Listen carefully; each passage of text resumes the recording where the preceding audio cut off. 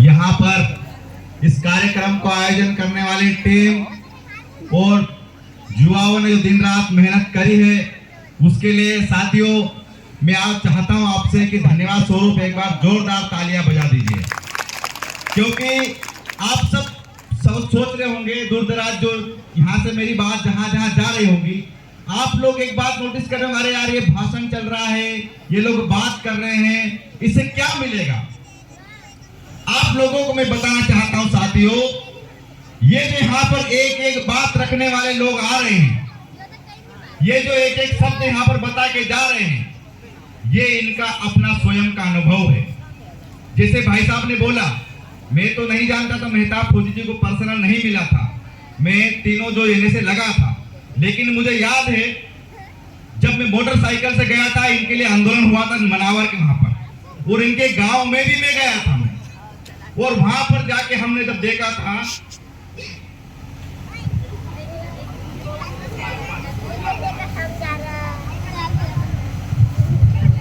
तो जब वहां पे मैंने लोगों को देखा था, वहां पे गांव में डर का माहौल, आप लोगों को सभी ने बताया कि आदिवासी शेर है, आदिवासी फलाना है, आदिवासी ढिमका है।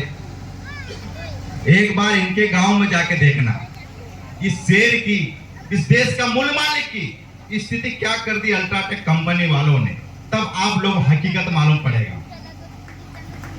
हम लोग यहाँ से भाषण देते हैं तो बहुत से लोग निकल के जा रहे हैं, अरे तो ऐसे ही चल रहा है।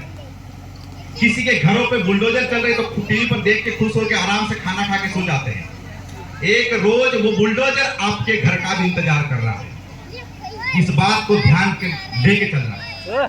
दूसरी बात, यहाँ जो बातें जो हो रही है, ये जो एक एक शब्द जो बोला जा रहा है, वो जो आप जितने साथी और इधर उधर बैठ के सुन रहे हैं, ये आपके अपने समाज का पैसा है। इसको तन्मयता से सुनना चाहिए, इसको समझना चाहिए, क्योंकि साथियों ये आपके अपने समाज का पैसा है। तो यहाँ से जो बौद्धिक विचार होगा, हम हमेशा हर बार बोलते हैं कि जो बौद्धिक हमारे लोगों को मजबूत होने की जरूरत है। अगर आपका व्यक्ति अगर बौद्धिक मजबूत है, ज्ञान वाला होगा, तो आपका व्यक्ति अगर थाने पे जाएगा तो वहां टीआई भी पेशाब कर देगा, ये बात ध्यान रखना। वरना अगर कभी आपके व्यक्ति को ज्ञान नहीं होगा तो हम कई लोगों को सुनते हैं कि थाने में उसको नंगा करके मारा, ये है उसके ज्ञान के अभाव है। तो आपके बेटे को ज्ञानवान और बौद्धिक बनाना चाहिए या अनपढ़ बनाना चाहिए, ये आपको डिसाइड करना चाहिए। आपके जो बेटे को बोला गया, एक मेरे वक्ता साथी ने कहा था कि आपके छोटे छोटे बच्चों को जो सामने से लड़ाई करने वाला है, वो अपने बच्चों को, छोटे से बच्चों को बचपन से हथियार देकर उसको ट्रेन करते हैं, उसको लड़ना सिखाते हैं। आपके अपने बच्चों को आप क्या देते हैं, ये सबसे बड़ा सवाल है। मैं उस भाई की बात, भीम सिंह भाई की बात को आगे बढ़ाना चाहता हूँ। आप आपके बच्चों को एक कड़वी बात में लेके जाना, यहाँ से आपके बच्चे को आप क्या देते हैं मालूम है? मोबाइल हाथ में देते हैं। वो जिद करता है मोबाइल के, तो आप मोबाइल हाथ में देते हैं। थोड़ा सा बड़ा होता है, दारू की जिद करता है, आप लोग पोटली थमाते हो। और जब बड़ा होता है, जब बेरोजगार होता है, तो आप उसके हाथ में टिफिन थमाते हो कि जा आप कमा के ला। यही साइकिल चल रहा है। आपके बेटे को आपने क्या देना चाहिए? सबसे पहले आपके बेटे को, भले आप एक वक्त की रोटी कम खाना चाहिए, आपके बेटे को पहली फुर्सत में तैयार होकर, नहला धुला कर स्कूल तक छोड़ के आना चाहिए। माता बहनों ने बात ध्यान रखना चाहिए। सबसे पहला काम उनकी ये करना चाहिए कि मेरे बेटे को मैं स्कूल छोड़ने जाऊंगी। लेकिन आपके दिमाग में क्या चलता है कि आज मैं दाढ़ी के कहां जाऊंगी, 2 वक्त की रोटी कहां से आएगी? आप वो संघर्ष खत्म हो गया 2 वक्त की रोटी का। आपका वर्तमान का ये नया संघर्ष चालू हुआ है कि आपके अपने बेटों को क्या शिक्षा देना चाहिए। भैया 2 मिनट, तो डिस्टर्बेंस हो रहा है, सुनते हो भाई, आप बात करते हैं बाद में, ठीक है? आपके बेटों को आप क्या शिक्षा दे रहे हैं, ये इंपॉर्टेंट है। भले ही 2 वक्त रोटी कम खाना। एक दिन जैसे मेरी बहन ने आके बोला था, भले ही आपने एक दिन दाढ़ के नहीं जाओगे, आप भूखे नहीं मर जाओगे, क्योंकि आदिवासी इस जंगल का जीता जागता उदाहरण है। एक उदाहरण 2018, 19, 21 में आया था, जब कोरोना आया था। पूरा देश लॉकडाउन था, पूरा देश, पूरा विश्व मरने की कगार पर था, लेकिन एकमात्र आदिवासी उछल कूद करके बकरे और कुकड़े खा रहा था। ये आदिवासी था। इस कोरोना में भी जिसको नहीं डर लगा, वो है आदिवासी। तो आपके बच्चे वो लोग हैं, आप उस कौम के लोग हैं, लेकिन हम लोगों ने कहीं न कहीं गलत डायरेक्शन में घुसे हैं। गलत डायरेक्शन घुस गए, उसका नतीजा है कि हमारे साथ में आए दिन अन्याय हो रहा है, हमारे साथ में आए दिन हमारी बहन बेटियों को उठाया जा रहा है, हमारी बहन बेटियां गायब हो रही है, पुलिस में जाते तो रिपोर्ट दर्ज नहीं होती है, कोर्ट में जाते तो हमारी तरफ सुनवाई नहीं होती है।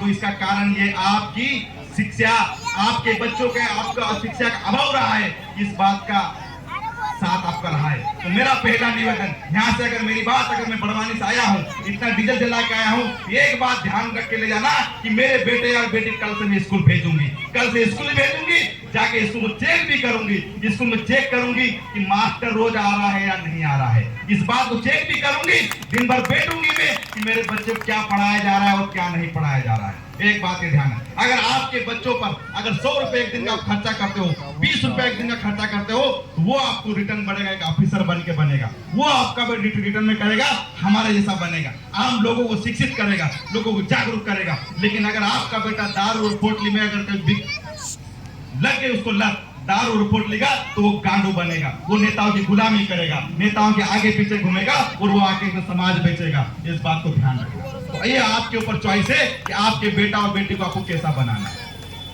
दूसरी साथियों, मनाव में 3 साथियों पर एनएसए लगा, जैसे साथियों ने बताया असंवैधानिक, वो असंवैधानिक। हम लोग पहले बोलते थे कि आदिवासी खतरे में, सब हंसते थे, अरे काय का खतरे में, सब हम अच्छे घूम रहे। जब यही बात हम सेम बड़वानी में बोलेंगे, आदिवासी खतरे में, तो बड़वानी वाला हंसे कोई खतरे में नहीं है। जैसे यहाँ पे मैं बोल रहा हूँ, बोलेंगे कोई खतरे में नहीं, क्योंकि आपकी जगह से दूर मनावर में अल्ट्राटेक कंपनी, आपके तक तो वो बात आई नहीं। लेकिन आपने जब बोला तो किसी ने बहुत इतने ध्यान से सुना नहीं होगा मेरे ख्याल से। तो मैं आपको बोलूंगा एक बार जरूर जाना वहां पर और वहां के किसान लोगों से बात करना, वहां के लोगों से बात करना कि इस कंपनी उनके साथ कितना अन्याय कर, उनसे साथ जमीनें छीन ली, उनके हक अधिकार छीन ले, जिनको जितना मुआवजा बनता था उतना मुआवजा नहीं दिया है। वहां पे लोग मर रहे हैं, एक्सीडेंट में मर रहे हैं, और लोगों को कितने ही लोगों को मार के फेंक दिया जाता है, कंपनी वाले कभी ध्यान नहीं दे रहे। ये चीज हमारे पर भी आने वाले, हमारे साथ में भी आना है। इस जो आदिवासी को जमीन और जंगल से बेदखल किया जाता है, जब हटाया जाता है, तो हम बार बार कहते हैं कि आदिवासी जमीन और जंगल जब है तो एक बिन पानी की मछली जैसा है। जिस प्रकार से पानी में से मछली को बाहर निकाल दिया जाता है, वो तड़प तड़प कर मर जाती है, उसी प्रकार आदिवासी से जंगल और जमीन छीन ली जाती है, वो आदिवासी मर जाएगा, वो सर्वाइव नहीं कर पाएगा। इस बात को आपने ध्यान रखना साथियों, क्योंकि आपके पास जमीन है, भले वो कितनी भी जमीन है, आपकी इसी जमीन को पेट पे पोतले बांध कर आपके पुरखाओं ने रखी है।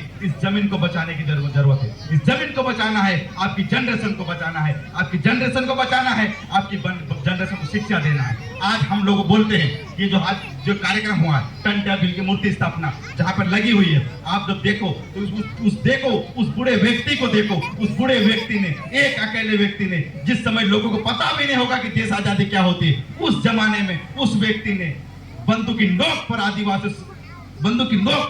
आदिवासियों को इकट्ठा करके अंग्रेजों से लड़ाई लड़ी। उसी के प्रेरणा लेकर बिरसा मुंडा लड़ाई लड़ी, बिरसा मुंडा से प्रेरणा लेकर महात्मा गांधी ने लड़ाई लड़ी। ये बात को आपको ध्यान रखना चाहिए, ये बात आपको पता होना चाहिए।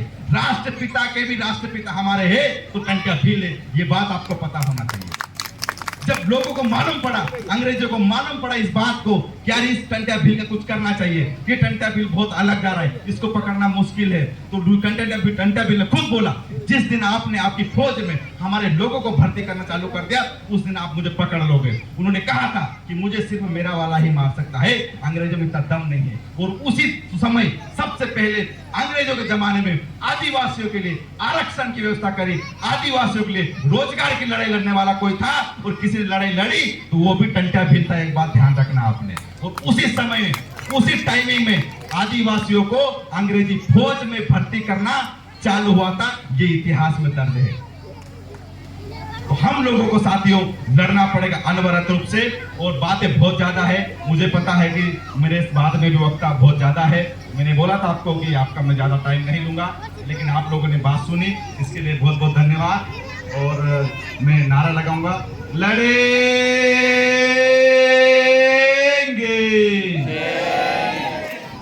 ये जो जितने सुन रहे हैं, जब तक हाथ ऊपर